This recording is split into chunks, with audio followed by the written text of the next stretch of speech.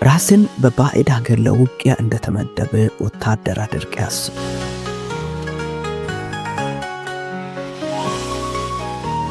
ጀነራሊ ከፍተኛ ቴክኖሎጂ ያለውን ሬዲዮ ይሰጥና ትዕዛዝን ለመቀበል የአየር ድጋፍ ለመጥራት እና ባልደረባ ወታደሮችን የጠላት እንቅስቃሴ ማስጠንቀቂያ ለመስጠት ተጠቀምበት ይልሃል።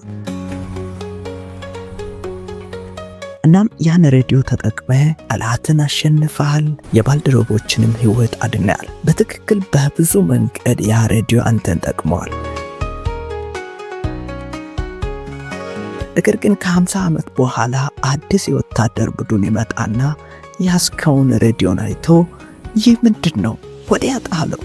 ጀነራሉ ከ50 ዓመት በፊት የጻፈው ማኑዋል አለ። መጽሐፉ ስላለን ከእንግዲህ ሬዲዮ አያስፈልግንም። እንዲያውም በዚህ ሬዲዮ ድምፅ ከሰማ ምናልባት የጠላት ድምፅ ሊሆን ይችላል ይላል። ምሳሌው በቤተ ክርስቲያን ታሪክ ውስጥ በጣም አከራካሪ ከሆኑ አመለካከቶች መሃል አንዱ የሆነውን በሴሴሽኒዝም እና በኮንቲኒዌሽኒዝም መካከል ያለውን ክርክር በትክክል ይገልጻል። ሴሴሽኒዝም እንደ ትንቢት፣ ፈውስና ልሳን ያሉ የመንፈስ ቅዱስ ከተፈጥሮ በላይ የሆኑ ስጦታዎች ሐዋርያት ከሞቱ በኋላ ቆመዋል ወይም ተቋርጠዋል የሚል እምነት ነው። በሌላ በኩል ደግሞ ኮንቲኒዌሽኒዝም ሁሉም የመንፈስ ቅዱስ ስጦታዎች ዛሬም በሐዋርያት ሥራ መጽሐፍ ውስጥ እንደነበረ ሁሉ ይሰራል የሚል እምነት ነው። በዚህ ቪዲዮ የግል ምልከታዬን ለማንጸባረቅ ሳይሆን ታሪክን በተለይም ሁለተኛው ክፍለ ዘመን ጨምሮ እስከኛ ዘመን የነበሩ የቤተ ክርስቲያን አባቶችና ሊቃውንትን በጉዳዩ ዙሪያ ምን እንዳሉ እንዲሁም መጽሐፍ ቅዱስ በትክክል በዚህ ሐሳብ ምን እንደሚያስተምር በጥልቀት እንመረምራለን። እናም በዚህ ቪዲዮ ለምን የጸጋ ስጦታዎች እስከ ዛሬ ያው ሆነው እንደሚሰሩ መጽሐፍ ቅዱሳዊ፣ ታሪካዊና አመክንዮአዊ ምክንያቶችን አቀርባለሁ። ቀጥታ ወደ ቪዲዮ።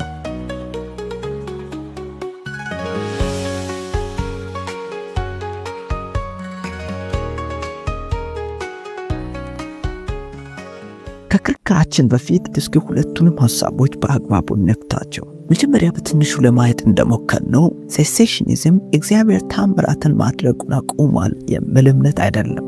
አብዛኛዎቹ ሴሴሽኒስቶች እግዚአብሔር ከፈለገ አሁንም መፈወስና ታምራት ማድረግ እንደሚችል ያምናሉ። ነገር ግን ለሰዎች የተሰጡ መንፈሳዊ ስጦታዎች የነቢይነት አገልግሎት፣ የልሳን ስጦታ፣ የፈውስ ስጦታ ለጥንቷ ቤተክርስቲያን የግንባታ መደገፊያ ወይም ስካፎልዲንግ እንደነበረና አዲስ ኪዳን ከተጠናቀቀ በኋላ ያ የግንባታ መደገፊያ አስፈላጊ ባለመሆኑ እንደተወገደ ያምናሉ።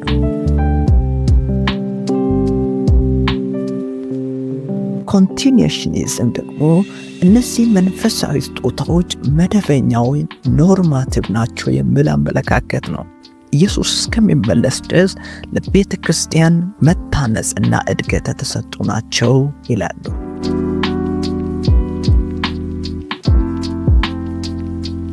እውነትን በትክክል ለመረዳት የሁለቱንም ወገን ክርክሮችን በደንብ ማድመጥ ወሳኝ ነው።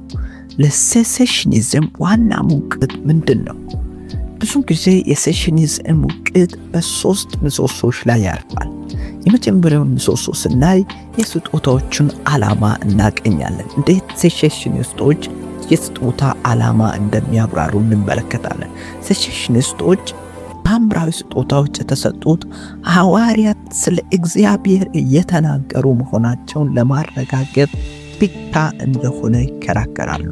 ድነትን በጌታ በመጀመሪያ የተነገረ እግዚአብሔርም ደግሞ በምልክቶችና በድንቆች በተለያየ ታምራት መስክሮለት እንደነበረ የሚናገረውን ዕብራውያን 2:3-4 ይጠቅሳሉ። አመክንዮው ቀላል ነው። እነዚህ ስጦታዎች የሐዋርያት መለያ ምልክቶች ናቸው፣ ላይክ መታወቂያ ናቸው ስጦታዎቹ። ሐዋርያት ደግሞ አሁን የሉም፣ እንደ ሴሴሽኒስቶች ማለት ነው። ወይም ሐዋርያት የበቁ ሐዋርያት ምንላቸው ዛሬ የሉም እነዚህ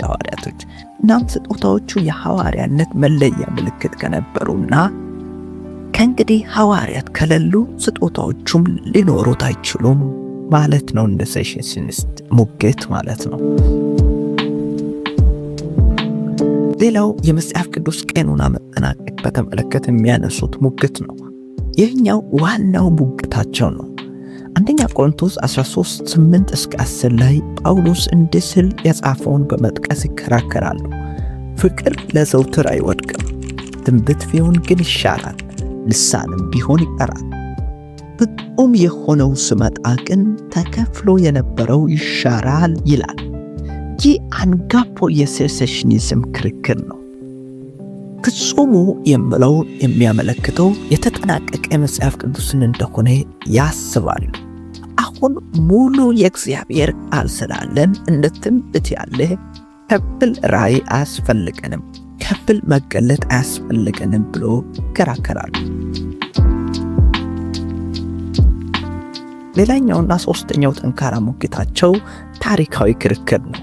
በታሪክ እነዚህ ስጦታዎች ከ100 ዓመተ ምህረት በኋላ እንደጠፉ ይከራከራሉ። በዚህ አመለካከት ከሚታወቁት ምሁራን አንዱ ቢቢ ዋርፊልድ ነው። በ1918 በታተመው ካውንተርፊት ሚራክልስ በሚለው መጽሐፉ ዋርፊልድ እንዲህ ሲል ጽፏል።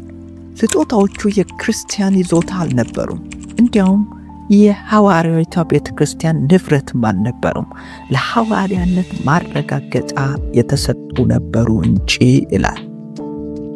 ታላቁ የታድሶ አራማጅ ጆን ካልቪን እንኳን በ1936 በታተመው ኢንስቲትዩሽን ኦፍ ዘ ክርስቲያን ሪሊጅን በተሰኘው መጽሐፉ ለስጦታዎች እጅ መጣን የጊዜ ገደብ እንደነበረውና አሁን እንደማይሰራ ይጠቁማል። ስለዚህ ክርክራቸው ይህ ነው። ስጦታዎቹ ጊዜያዊ የግንባታ መደገፊያ ወይም ስካፎልዲንግ ነበሩ። ሕንፃው ተጠናቋል፣ የግንባታ መደገፊያውን አያስፈልግም ይላሉ። ነገር ግን ይህ በእርግጥ እውነት ነውን? ታሪክን እንመልከት።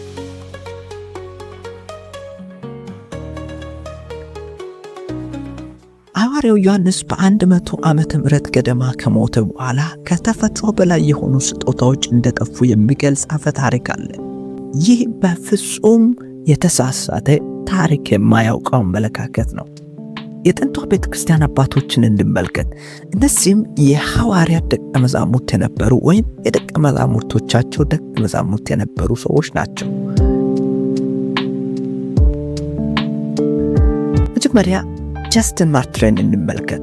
ጃስቲን ማርትሬን ከ100 እስከ 165 ዓመት የኖረ ጀግና የቤተ ክርስቲያን አባቶች መሃል አንዱ ነው። ጃስቲን በ155 ዓመተ ምህረት ገደማ በጻፈው ዲያሎግ ዊዝ ትራይፎ በሚለው መጽሐፉ ላይ እንዲህ ሲል ጽፏል። ትንቢታዊ ስጦታዎች እስካሁን ድረስ በእኛ ዘንድ አሉ ይላል። እዚህ ነበሩ ወይም ይሰራ ነበር፣ አሁን ቆሟል አላለም። እኛ ጋር አሉ ነው ያለው። ሌላው አይሬነስ እንግዲህ ከ130 እስከ 202 ዓመተ ምህረት ገደማ የኖረ ጀግና ከቤተ ክርስቲያን አባቶች አንዱ ነው። አይሬነስም የሐዋርያው ዮሐንስ ደቀ መዛሙርት የነበረው የፖሊካርፕ ደቀ መዛሙርት ወይም ተማሪ ነበር።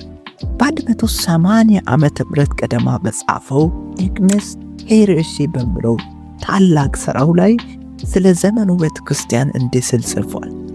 አንዳንዶች አጋንንትን ያወጣሉ፣ ሌሎች ደግሞ የሚመጡ ነገሮችን አስቀድሞ የማወቅ ችሎታ አላቸው። ራእዮችን ያያሉ፣ እንዲሁም ትንቢታዊ ንግግሮችን ይናገራሉ። ሌሎች ደግሞ በላያቸው ላይ እጃቸውን በመጫን በሽተኞችን ይፈውሳሉ፣ እነርሱም ይድናሉ ይላል። ይህን ልብ በል።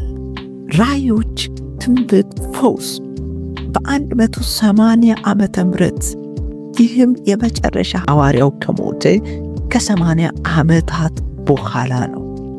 ሌላው ቱርቱሊያን እናገኛለን። ቱርቱሊያን እንግዲህ ከ155 እስከ 220 ዓመተ ምህረት ገደማ የኖረ ታላቅ የቤተ ክርስቲያን አባት ነው። ቱርቱሊያን የላቲን ስነ መለኮት ምሁር ነበር። በ207 ዓመተ ምህረት ገደማ በተጻፈው ኤግነስ ማርሲዮን በሚለው መጽሐፉ መናፍቁን ማርሲዮንን ለኃይል ፍልሚያ ይሞግታል። ነቢያቶችን አምጣ፣ እኛ በብዛት አሉን ስል ይሞግታል። እንዲህ ስል የጻፈውን እንመልከት። ማርሲዮን እንግዲህ እንደ አምላኩ ስጦታ አድርጎ አንዳንድ ነቢያትን ያሳይ። እነዚህ በሰው ስሜት ሳይሆን በእግዚአብሔር መንፈስ የተናገሩ ናቸው። እነዚያም በእኔ ወገን ያለ ምንም ችግር ሊቀርቡ ይችላሉ በማለት ማርሲዮንን ለሞገት ሲጠራው እንመለከታለን። ሌላው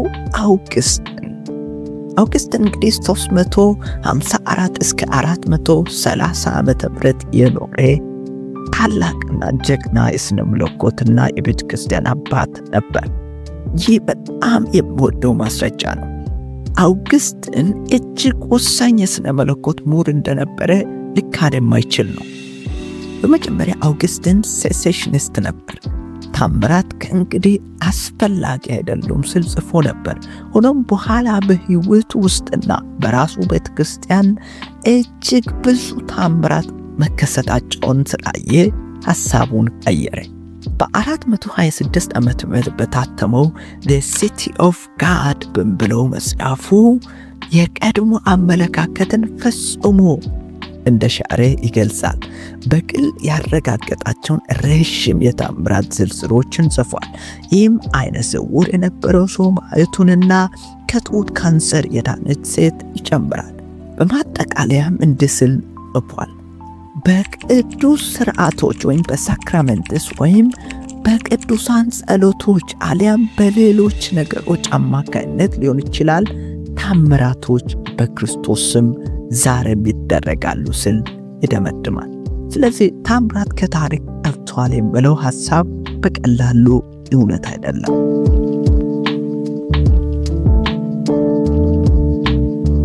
አንዳንዶቻችን ዘመናዊ ስነ መለኮት ምሁራኖችን በማየት ይህ ስሜታዊ ብቻ ነው፣ በጣም ታዋቂና በሳል የሆኑ የዘመናዊ ስነ መለኮት ምሁራን ሴሽኒስቶች ናቸው በማለት ሌሎችን ያጣጥላሉ። በሚያስደንቅ ሁኔታ ይህ ከእውነት የራቀ ነው።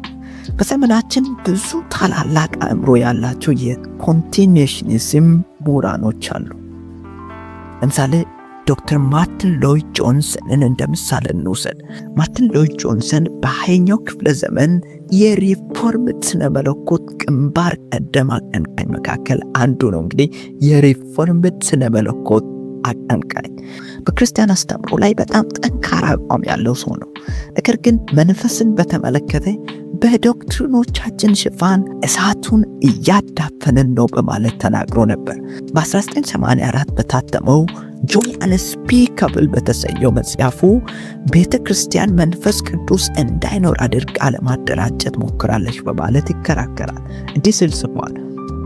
ቅዱሳት መጽሐፍት ስላሉን መንፈስ ቅዱስ ከእንግዲህ እነዚህን ስጦታዎች እነዚህን መገለጦች አይሰጥም ለማለት ምን መብት አለን? ለዚህ ምንም አይነት የመጽሐፍ ቅዱስ ማስረጃ የለንም በማለት ይሞግታል። ሌላው ዶክተር ግሬግ ኪነር በአሁኑ ጊዜ በሕይወት ካሉ የአዲስ ኪዳን ምሁራን መካከል እጅግ በጣም የሚከበርና የሚወደድ ምሁራኖች መሃል አንዱ ነው።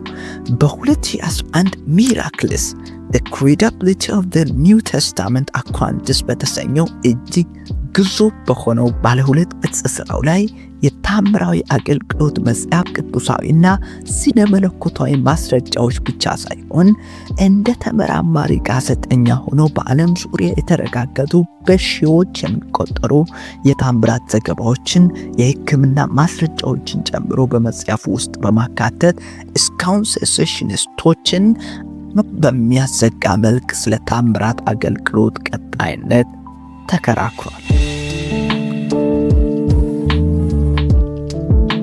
አብዛኛው ሰው ሴሴሽኒስት የሚሆንበት ዋነኛው ምክንያት ከመጽሐፍ ቅዱስ የተነሳ ሳይሆን ከሚያዩት የተዛባ አጠቃቀም የተነሳ ነው።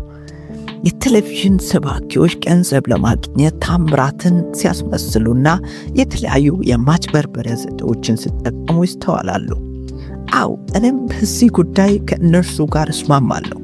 ያ ስህተት ነው፣ ኃጢአትም ነው። ነገር ግን ጣሊያኖች በድሮ ጊዜ እንደዚህ ይላሉ፣ የተዛባ አጠቃቀም ትክክለኛውን አጠቃቀም አያጠፋም ይላሉ። አንድ ሰው መኪናን በችልተኝነት ስለነዳ ብቻ ሁሉንም መኪናዎች እንድናቅዳስ አያደርግም። አንዳንዶች ትንቢትን ስለሚያስመስሉ ብቻ መንፈስ ቅዱስ ድምፅ አልባ ነው ማለት አይደለም። አላግባብ መጠቀምን ማረም አለብን እንጂ ስጦታውን መተው የለብንም። አንድ ሰው ጠጥቶ እየነዳ ሰውን ስለገጨ መኪና ሰውን ይቀጫልና መታገድ አለበት አንልም። ልክ እንደዛው አንዳንድ ሰዎች ስጦታውን በአግባቡ ስላልተጠቀሙ መንፈስ ቅዱስ መስራት አቆሟል ማለት አንችልም። ለኮንቲኒዩሽኒዝም የቀረቡ መጽሐፍ ቅዱሳዊ ክርክሮችን እንመልከት። አው ታሪክ በጣም ወሳኝ ነገር ነው። ነገር ግን ፕሮቴስታንት እንደመሆናችን መጠን ሶላ ስክሪፕቸራን እናምናለን። መጽሐፍ ቅዱስ የመጨረሻ ባለስልጣናችን ነው እና ታዲያ መጽሐፍ ቅዱስ መንፈሳዊ ስጦታዎች ከኢየሱስ ዳግም ምጽአት በፊት እንደሚቆሙ ይናገራሉን? መልሱ ግልጽ ነው፣ አይናገሩም። እስኪ 3 ቁልፍ የመጽሐፍ ቅዱስ ክፍሎችን እንመልከት። በመጀመሪያ ሐዋርያት ሥራ 2ን እንመልከት። በጴንጤቆስጤ ቀን ጴጥሮስ የመንፈስ ቅዱስ መፍሰስን ለማስረዳት ነቢዩ ኢዮኤልን ይጠቅሳል። ሐዋርያት ሥራ 2:17 ላይ እንዲህ ይላል፣ በመጨረሻው ቀን እንዲህ ይሆናል፣ ሥጋ በለበሰ ሁሉ ላይ ከመንፈሴ አፈሳለሁ፣ ወንዶችና ሴቶች ልጆቻችሁም ትንቢት ይናገራሉ ይላል። የጊዜ ሰሌዳውን ልብ በል። በመጨረሻ ቀን። የመጨረሻ ቀን መቼ ያበቃል? ኢየሱስ ሲመለስ ነው የሚያበቃው። ስለዚህ አሁን ያለነው በመጨረሻ ቀናት ውስጥ ነን። አሁን በመጨረሻ ቀናት ውስጥ ከሆነን እንግዲያውስ መንፈስ በሥጋ ለባሽ ሁሉ ላይ እንደሚፈስ የተሰጠው ተስፋ አሁንም ንቁ ሆኖ ይሰራል ማለት ነው። ስጦታዎቹ ቆመዋል ማለት ከእንግዲህ በመጨረሻ ቀናት ውስጥ አይደለንም ማለት ነው። ሁለተኛው ክፍል 1 ቆሮንቶስ 13 ሴሴሽኒስቶች በዚህ ክፍል ፍጹም የሚለው መጽሐፍ ቅዱስን ነው የሚያመለክተው በማለት ይከራከራሉ። እስኪ አውዱን እንመልከት። 1 ቆሮንቶስ 13:12 ፍጹሙ ሲመጣ ምን እንደሚሆን ያስረዳል። ዛሬስ በመስተዋት በድንቅስቅስ እንደምናይ ነን፣ በዚያን ጊዜ ግን ፊት ለፊት እናያለን። ዛሬስ ከእውቀት ከፍ ያውቃለሁ፣ በዚያን ቀን ግን እኔ ደግሞ እንደታወቀው አውቃለሁ ይላል ጳውሎስ። ይህን ሐቀኛ ጥያቄ ራስን ጠይቅ። አሁን እግዚአብሔርን ፊት ለፊት ታያለህ ወይ? እግዚአብሔር እንደሚያውቅ ሁሉንም ነገር ሙሉ በሙሉ ታውቃለህ ወይ? እርግጠኛ ነኝ አሁን እንደዛ አይደለንም። አሁን በደበዘዘ መልክ እናያለን። ስለዚህ ፍጹሙ ገና አልመጣም። ፍጹሙ ማለት የኢየሱስ ዳግም ምጽአትና በዘላለሙ መንግሥት ላይ የሚኖረን ማንነት ነው። ፍጹሙ ስላልመጣ ስጦታዎቹ አሁንም እኛን ለመርዳት አስፈላጊዎች ናቸው። ሌላው ኤፌሶን 4 በኤፌሶን 4:11-13 ላይ ጳውሎስ ስጦታዎቹን ይዘረዝራል። ሐዋርያት፣ ነቢያት፣ ወንጌላውያን፣ እረኞችና አስተማሪዎች በማለት ይዘረዝራል። እና ለምን ጊዜ አይል ነው እነዚህ ስጦታዎች የተሰጡት? በቁጥር 13 ላይ የማለቂያ ጊዜውን ይነግረናል። ሁላችን የእግዚአብሔር ልጅ በማመንና በማወቅ ወደሚገኝ አንድነት ሙሉ ሰውም ወደ መሆን የክርስቶስ ሙላት ወደሚሆን ወደ ሙላቱ ልክ እስክንደርስ ድረስ ነው ይላል።